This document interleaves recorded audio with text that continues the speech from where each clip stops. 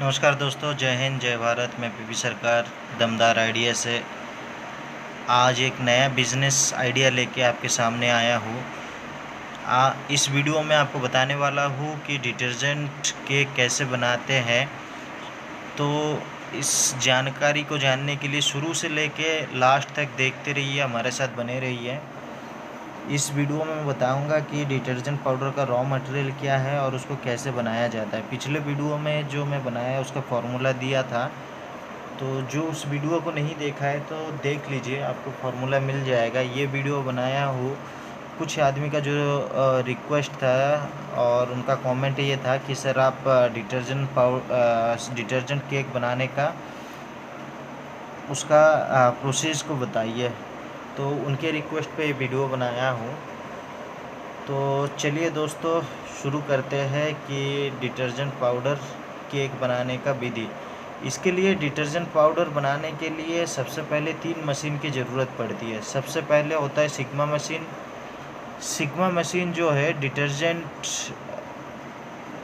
Cake बनाने के लिए जो भी रॉ मटेरियल उसको मिक्स किया जाता है, तो सबसे पहले आपको लेना पड़ेगा सिग्मा मशीन। उसके बाद सेकंड नंबर पे आपका दूसरा मशीन जो आता है वो आता है डिटर्जेंट केक मेकिंग मशीन। तो जैसे कि आपका रॉ मटेरियल जो भी मिक्स हो जाएगा, मिक्स होने के बाद फिर इस मशीन में डाला जाता है। डालने के बाद फिर इसमें आपका सोप जो है अपना सांचे के हिसाब से तैयार होता है। तो इसके बाद आपको लेना और एक मशीन है जो कटिंग मशीन। कटिंग मशीन से क्या होता है दोस्तों, जैसे कि जिस साइज़ का, जैसे 150 ग्राम का हो या फिर 160 ग्राम का, जो भी आप बनाना चाहते हो उस हिसाब से आप बना पाते हो अपने साइज़ के हिसाब से। क्योंकि किसी को 130 ग्राम डालना है, किसी को 110 ग्राम डालना है, उस हिसाब से कटिंग होता है इस कटिंग मशीन से। और इसमें कटिंग होने के बाद थोड़ा जब सूखता है उसके बाद फिर आप पैकिंग करके मार्केट में बेच सकते हैं। तो इसके लिए रेशो क्या है बता देता हूँ। इसके लिए सबसे पहले आपको लेना पड़ेगा डोलामाइट पाउडर, जो है आपको जिस हिसाब से बताया था 80 केजी।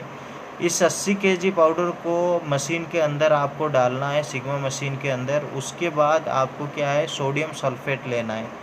सोडियम सल्फेट जो है आपको 8 केजी लेना है, इसको भी मशीन के अंदर डालना है। उसके बाद एसिड स्लूरी डालना पड़ेगा आपको 20 केजी। डालने के बाद फिर आपको उसके बाद फिर आपको एओएस डालना पड़ेगा। एओएस डालने के बाद फिर इस मिक्सचर को कंटिन्यू मिक्स कीजिएगा। मिक्स करने के बाद कम से कम आधा घंटा आपको मिक्स करना है। मिक्स करने के बाद आपको ये मिक्सचर आपको ऐसा लगेगा जैसे कि आटा गूंथते हैं ना, तो जिस हिसाब से हो जाता है तो उस टाइप का हो जाएगा आपका।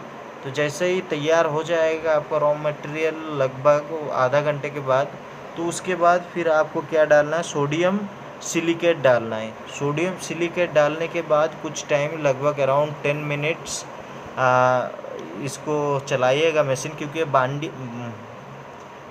बाइंडिंग का काम करता है। तो उसके बाद आपको क्या डालना है, उसके बाद आपको पॉलीमर डालना है। पॉलीमर डालने के बाद फिर आपका जो भी परफ्यूम है और कलर है डाल सकते हैं। उसके बाद इस मिक्सचर को दूसरा मशीन में डालिएगा जो आपका detergent cake making machine.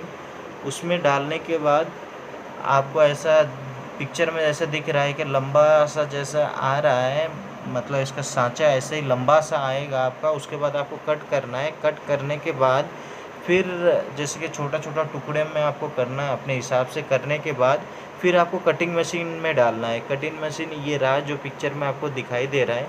Cutting machine में डालने के बाद फिर आपको क्या करना पड़ेगा, अपने हिसाब से कटिंग कीजिएगा। जैसे किसी को 50 ग्राम का चाहिए, किसी का 100 ग्राम का चाहिए, किसी को 200 ग्राम का, अपने हिसाब से जो भी ब्रांड बनाए उसको कीजिएगा। लेकिन ये सूखने के बाद ही कटिंग कीजिएगा।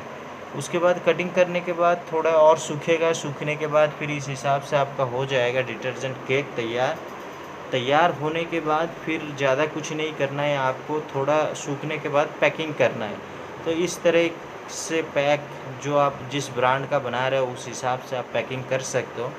पैकिंग करने के बाद फिर इसको मतलब अलग अलग टाइप का पैकिंग कर सकते हो। जिस हिसाब से आप छपाओगे, प्रिंट लोगे, उस हिसाब से आप पैकिंग कर सकते हो। पैकिंग करके फिर आप मार्केट में आराम से इसको सेल कर सकते हो। तो आज के लिए इतना ही है। जय हिंद, जय भारत।